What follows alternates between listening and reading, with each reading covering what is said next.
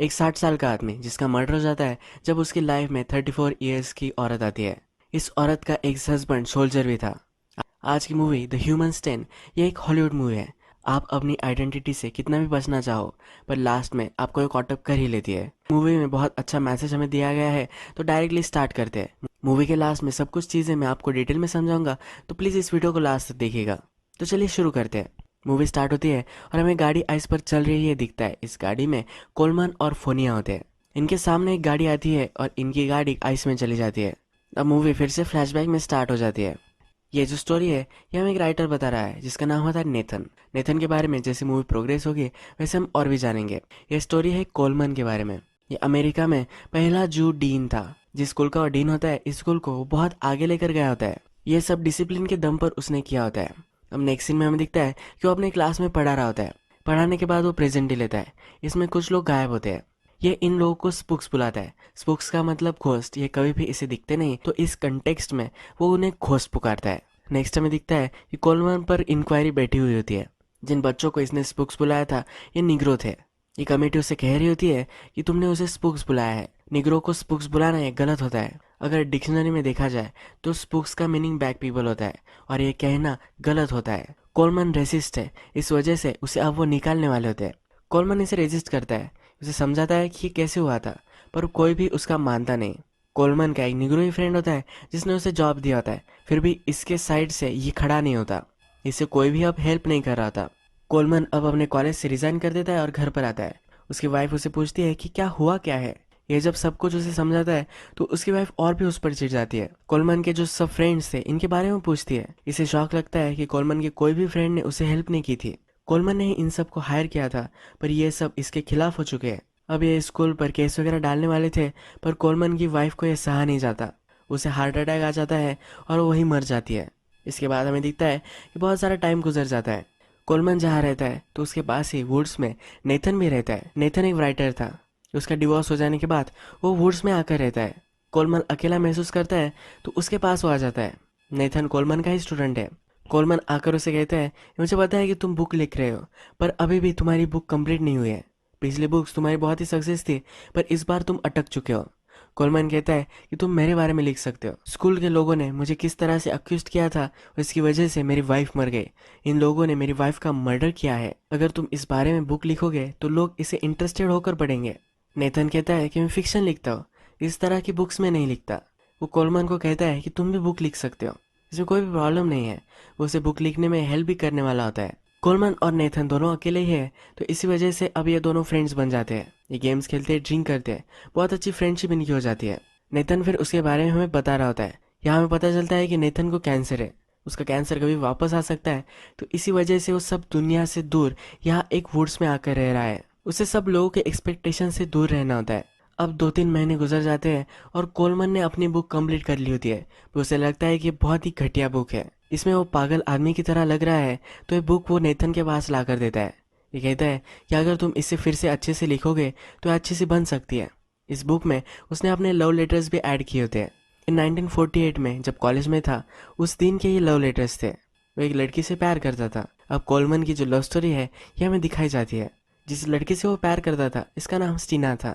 Stina और ये दोनों लाइब्रेरी में मिले थे। उसके बाद कोलमन उससे बात करने लग गया और अपने रूम में उसे इनवाइट किया। कोलमन को फाइट करना अच्छा लगता है, ये उस टीना को कहता है। कोलमन कहता है कि मुझे मिस जज मत करो, ये कुछ स्ट्रेंथ के बारे में नहीं है। फाइटिंग जो होती है कौन कितना स्मार्ट है इसके बारे में होती है। स्टीना कहती है, तुम्हें क्या लगता है कि मैं अच्छी बॉक्सर बन सकती हूँ? कोलमन इसके लिए हाँ कहता है। ये उसे बॉक्सिंग कैसे करनी है ये उसे सिखा रहा होता है। इन दोनों में नज़दीकियाँ बढ़ जाती है और एक दूसरे के साथ ही इंटीमेट हो जाते हैं। अब हमें फिर से प्रेजेंट दिखाया गया है। कोलमन और नेथन रात में बातें कर रहे होते हैं। कोलमन नेथन को कह रहा होता है कि मुझे कभी मरना नहीं है, मरने की आइडिया मुझे बहुत ही घटिया लग रही है। कोलमन का आज मूड बहुत ही अच्छा होता है। वो ग्रामोफोन पर एक म्यूजिक लगाता है और वो नेथन के साथ डांस करने लग जाता है। कोलमन आज बहुत ही ज़्यादा ही खुश होता है, तो नेथन पूछता है कि हो क्या रहा है। कोलमन कहता है कि मेरा अफेयर चल रहा है, आजकल मैं 34 ईयर्स की औरत के साथ हूँ, उसे जिंदगी के बहुत ही मजे आ रहे हैं। नेथन पूछता है कि तुम उसे मिले कैसे। कोलमन फिर बताता है कि वो उससे कैसे मिला था। कोलमन एक स्टोर में कुछ खरीद रहा था, उसे वहाँ फोनिया मिली थी। उसने फोनिया को नोटिस किया था और उसके बाद वो वहाँ से चला गया था। आगे वो आ गया, तब उसे पता चला कि फोनिया की गाड़ी बंद पड़ चुकी है। उसे लिफ्ट उसने दी। फोनिया क्या करती है, जब उसके बारे में वो पूछता है तो फोनिया कहती है कि वो मिल्क डेयरी में काम करती है। इस डेयरी पर ही कोलमन उसे छोड़ रहा होता है। जब उसे फ्री टाइम मिलता है तो कोलमन के ही कॉलेज में वो जैनिटर का काम करती है। कोलमन जब उसे घर छोड़ देता है तो पूछती है कि क्या तुम्हें अंदर आना है। कोलमन कहता है कि मेरी वाइफ मर जाने के बाद मैं किसी भी औरत के पास नहीं आया हूँ। फोनिया कहती है कि तुम अगर सिंपैथी ढूंढ रहे होंगे तो वो मैं तुम्हें नहीं देने वाली। वो उसके साथ कैजुअल रिलेशनशिप रखना चाहती है। वो फिर गाड़ी से उतर कर अंदर चली जाती है। कोलमन भी जरा सोचता है और ऊपर चला जाता है। ऊपर जाने के बाद फोनिया अपने बेड पर न्यूड सोई हुई होती है। इसके बाद ये दोनों इंटीमेट हो जाते हैं। रात में फोनिया उसे निकल जाने के लिए कहती है। वो कहती है कि ये पर्सनल नहीं है, पर इनकी रिलेशनशिप बहुत ही उसे कैजुअल चाहिए। ये उसे ये भी कहती है कि उसे पता नहीं है कि वो इससे फिर से मिलेगी या नहीं। नेक्स्ट सीन में कोलमन उसे कॉलेज से लेने के लिए जाता है। कॉलेज में कोलमन की कलीग होती है, ये वो देख लेती है। रात में जब ये दोनों इंटीमेट हो जाते हैं तो कोलमन उससे पूछता है तुम्हारे माइंड में चल क्या रहा है। फोनिया उसे कहती है कि मेरे माइंड में मत घुसो, हमें रिलेशनशिप सिर्फ कैजुअल रखनी चाहिए। कोलमन मान नहीं रहा होता तो एक क्वेश्चन आंसर करने लग जाते हैं। कोलमन से पूछता है एक बूढ़े आदमी के साथ होना ये तुम्हें कैसे लग रहा है। कहती है कि कोई भी सरप्राइजेस मुझे नहीं मिल रहे, ये इसके लिए परफेक्ट होता है। कोलमन उसे उसकी लाइफ की स्टोरी पूछता है। ये पहले बता नहीं रही होती पर कह देती है। ये बहुत ही अमीर थी। इसके फादर मरने के बाद इसकी मदर ने दूसरी शादी कर ली। इसकी फैमिली में अब्यूज़ होती थी, इसी वजह से घर छोड़कर चली गई। इसके बाद वो कभी भी एक प्लेस पर नहीं रुकी थी। फोनिया किसी भी चीज़ के बारे में ज़्यादा सोचना नहीं चाहती, इसी वजह से हर जगह से वो भागती रहती है। जहाँ भी उसे जॉब मिल जाए वहाँ वो जॉब कर लेती है। अलग टाउन में वो चली जाती है और इसी तरह से वो जीती रहती है। ये दोनों एक दूसरे के साथ होते हैं। तभी फोनिया को कुछ आवाज़ें सुनाई देती है। ये कहती है कि मेरा एक्स हस्बैंड है, ये आर्मी में था, ये हमेशा मेरा पीछा करता रहता है, ये अब पागल हो चुका है और जब हम मैरिड थे तो मुझे मारा भी करता था। कोलमन उसे कहता है कि वहाँ कोई भी नहीं है, उसे कोई भी आवाज़ सुनाई नहीं दे रही होती है। नेक्स्ट सीन में फोनिया का एक्स हस्बैंड हमें दिखाई देता है। उसकी इंटरव्यू चल रही होती है। फोनिया को वो मारता था और अब्यूज़ करता था, इसी वजह से मेंटल हॉस्पिटल में अब वो है। उससे एक साइकोलॉजिस्ट बात कर रही है। उसे जब पूछा जाता है कि क्या उसने अपनी वाइफ को कभी मारा था तो इसे वो डिनाई कर देता है। वो कहता है कि कभी भी मैंने उसे हाथ नहीं लगाया था, उसे हमारे बच्चे मिल जाए इसी वजह से उसने ये सब साजिश रची थी। ये केयरफुल नहीं रही और उसने अपने बच्चों को ही मार डाला। इसके बाद कोलमन और फोनिया एक रेस्टोरेंट में आए हुए में दिखते हैं। फोनिया इस रेस्टोरेंट में बहुत ही अनकंफर्टेबल होती है। कोलमन फोनिया को नेथन से मिलाना चाहता है। जब नेथन वहाँ आता है तो फोनिया उस पर चिढ़ जाती है। वहाँ से गुस्से में ही कार में आकर बैठ जाती है। कोलमन भी उसके पीछे पीछे कार में आ जाता है। फोनिया उसे कहती है कि रेस्टोरेंट बहुत ही फैंसी है, मैं एक जैनिटर हूँ, मैं डेयरी में काम करती हूँ, हम दोनों का कहीं भी तालमेल नहीं है। तुम्हारे फ्रेंड से तुम मुझे मिलवाना चाहते थे, पर तुम्हारे फ्रेंड से तुम क्या कहोगे, सबको एक गलत ही लगेगा, कोई भी हमें एक्सेप्ट नहीं करने वाला। फोनिया कहती है कि तुम्हें मुझे अब जाने देना चाहिए। वो उससे ब्रेकअप कर रही होती है। कोलमन उसे कहता है कि मैं नहीं होने दे सकता, मैं तुम्हें छोड़ नहीं सकता। रात में हम देखते हैं कि कोलमन फोनिया के यहाँ सोया हुआ होता है। तभी फोनिया का एक्स हस्बैंड वहाँ आ जाता है और यहाँ आकर बहुत ही आवाज़ें कर रहा होता है, गाड़ी के हॉर्न्स बजा रहा होता है। कोलमन इस पर चिढ़ जाता है और डंडा लेकर बाहर आ जाता है। वो फोनिया को घर लेकर जाना चाहता है। फोनिया ने ऑलरेडी पुलिस को बुलवाया होता है। पुलिस उसे जब लेकर जा रही होती है तो फोनिया को मर्डर बुलाता है। जब फोनिया और कोलमन अंदर आते हैं तो फोनिया उसके बच्चों के बारे में उसे कहती है। वो अपने बच्चों की चीज़ें उसे दिखाती है। कहती है कि मेरे बच्चे मर जाने के बाद इन चीज़ों का मुझे क्या करना है मुझे समझ में नहीं आता। यह बहुत ही दुख में होती है। ये रोते रोते ये सब कुछ कह रही होती है। ये कहती है कि विंटर था और मैंने फायर प्लेस जलाया था, उसकी शील्ड उससे गिर गई थी, इसी वजह से पूरा घर जल गया था, इसमें उसके बच्चे भी मर गए। इसके एक्स हस्बैंड को ये सब पता है, इसी वजह से उसे मर्डरर ही बुलाता है। और नेक्स्ट सीन में हम देखते हैं कि कोलमन को एक लेटर मिलता है। इसमें उसकी एक्स कलीग ने लिखा होता है कि उसे पता है कि वो अब क्या कर रहा है। फोनिया के साथ उसका अफेयर चल रहा है और वो जैनिटर है, वो उसका फ़ायदा उठा रहा है, उस पर एक केस कर सकते हैं, ऐसा इस लेटर में लिखा होता है। कोलमन फिर उसके लॉयर के पास आया हुआ हमें दिखता है। उसका लॉयर उसे सलाह दे रहा होता है। वो कहता है कि एक जैनिटर है, इसके बारे में तुम्हें कुछ भी पता नहीं है, ये सोसाइटी कभी भी तुम्हें एक्सेप्ट नहीं कर पाएगी, इस रिलेशनशिप में बहुत सारे प्रॉब्लम्स आएंगे और ये वर्थ इट भी नहीं होगा। अगर इस टाउन के लोगों के खिलाफ गया तो इसका जीना वो खराब कर सकते हैं। कोलमन को यह सलाह पसंद नहीं आती, अपने लॉयर को ही फायर कर देता है। अब हमें फिर से यंग कोलमन दिखाया गया है। कोलमन जब फाइटिंग करता था तो उसके प्रोफेसर ने उसे कहा था कि फाइटिंग तुम करते हो तो तुम्हें एक अच्छी सी स्कॉलरशिप मिल सकती है। कोलमन का इंटरव्यू तब होने वाला था, तब उसके टीचर ने उसे कहा कि तुम्हारी जो कास्ट वगैरह है ये किसी को भी मत बताना। कोलमन जब घर आता है तब हमें पता चलता है कि कोलमन खुद ही निग्रो है। इनकी फैमिली में कोलमन एक एनोमली है। कोलमन ब्लैक है तो फिर भी इसकी स्किन वाइट है। मूवी के फर्स्ट में हमें बताया जाता है कि ये जू है, जू होने की आइडेंटिटी इसने ले ली है। ये जब घर पर आता है तो ये सब डिनर कर रहे होते हैं। कोलमन के फादर को अच्छा नहीं लगता कि ये फाइट करता है। उसके फादर उसे कहते हैं कि अब तुम्हें फाइटिंग वगैरह सब कुछ बंद कर दोगे, तुम ऑक्सफोर्ड में जाने वाले हो। उसके फादर बहुत ही स्ट्रिक्ट होते हैं। उसके फादर जो उसे कहते हैं वही उसे करना पड़ता है। इसके फादर एक ट्रेन में काम करते हैं। इस ट्रेन में वो जब सर्व कर रहे होते हैं तभी इन्हें हार्ट अटैक आ जाता है और ये मर जाते हैं। कोलमन फिर अपनी मदर से कहता है कि मेरी लाइफ है, मुझे क्या करना चाहिए ये मुझे डिसाइड करना होगा। वो ऑक्सफोर्ड में नहीं जाना चाहता। ऑक्सफोर्ड में हमेशा निग्रो लोगों के लिए बातें की जाती है, उनके राइट्स के लिए लड़ाया जाता है। कोलमन कहता है कि मैं कभी भी पॉलिटिकल इंसान नहीं था, मैं इन सब में फंसना नहीं चाहता। वो एक नॉर्मल आदमी की तरह एक अच्छी सी लाइफ जीना चाहता है। वो अपनी मदर को कहता है कि मैं ऑक्सफोर्ड में नहीं जाने वाला, ये मेरी लाइफ है, प्लीज़ मुझे डिसाइड करने दो। इसकी मदर कहती है मैं तुमसे आर्ग्यू नहीं करने वाली। इसकी मदर को दुख होता है पर इसे वो एक्सेप्ट कर लेती है। अपनी एजुकेशन कंप्लीट करने के बाद कोलमन आर्मी में चला जाता है। आर्मी में भी वो जू है, इस तरह से वो लिखता है। इस वजह से इसकी आइडेंटिटी अब पूरी तरीके से बदल चुकी है। प्रेजेंट में नेथन कोलमन से मिलने के लिए आया होता है। वो उसे समझा रहा होता है ये जो तुम्हारी रिलेशनशिप है ये गलत है। फोनिया का एक्स हस्बैंड बहुत ही डेंजरस है, वो तुम्हें हर्ट कर सकता है। कोलमन कहता है कि वो मरने से नहीं डरता, उसे उसकी जो लाइफ अब है ये बहुत ही अच्छी लगती है। नेथन कहता है कि लोग तुम्हारे बारे में बात करने लग गए हैं, वो कह रहे हैं कि तुमने फोनिया को प्रेग्नेंट कर दिया है। कोलमन को लगता है कि नेथन उसे अक्यूज कर रहा है। नेथन कहता है तुम्हारा एक अच्छा फ्रेंड हो, एक फ्रेंड की तरह ही मुझे तुमसे बात करनी है। कोलमन उसे कहता है कि ये मेरे लाइफ का लास्ट लव है, इसके बाद में कभी मुझे इंटीमेसी मिलने नहीं वाली। ये कहकर वो यहाँ से चला जाता है। इसके बाद हमें फिर से यंग कोलमन दिखाया जाता है। अब ये आर्मी से आ चुका है पर अभी भी वो स्टीना के साथ है। इन दोनों की रिलेशनशिप अब अच्छी तरीके से डेवलप हो चुकी है। स्टीना इनसिक्योर हो रही होती है कि क्या ये रिलेशनशिप कभी आगे बढ़ेगी, तो इसी वजह से अब वो उसे अपनी फैमिली से मिलाना चाहता है। स्टीना अब बहुत ही खुश होती है। स्टीना को पता नहीं होता है कि कोलमन ब्लैक है। जब वो उसकी मदर से उसे मिलवाने के लिए लेकर जाता है तो उससे बहुत ही अनकंफर्टेबल महसूस होता है।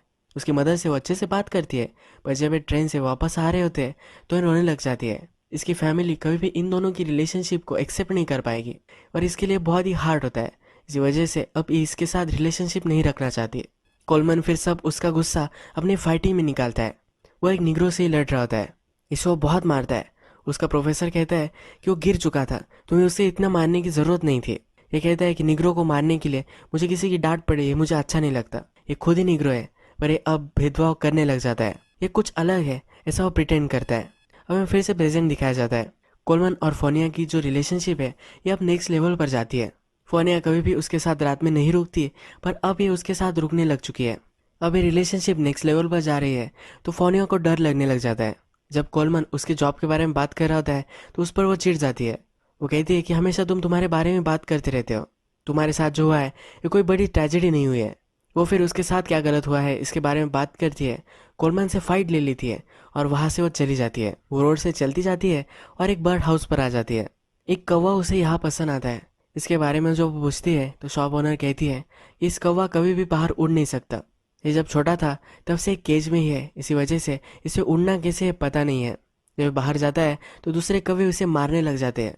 फोनिया इस कौवे से रिलेट कर पाती है। ये कहती है कि जब मेरे बच्चे मर गए थे तो मैंने अपनी मदर को कॉल किया था, उसकी मदर ने उसे पहचानने से इनकार कर दिया था। जिस तरह से कौवा अपनी आइडेंटिटी खो चुका है उसी तरह से अपनी आइडेंटिटी ये भी खो चुकी है। इसे क्या करना है ये समझ में नहीं आता। इसे अब बुरा लगता है, इसे लाइफ में एक अच्छा चांस मिला है, ये कोलमन के साथ एक अच्छी लाइफ जी सकती है। अब वे फिर से कोलमन के पास आ जाती है, इसे वो सॉरी कहती है।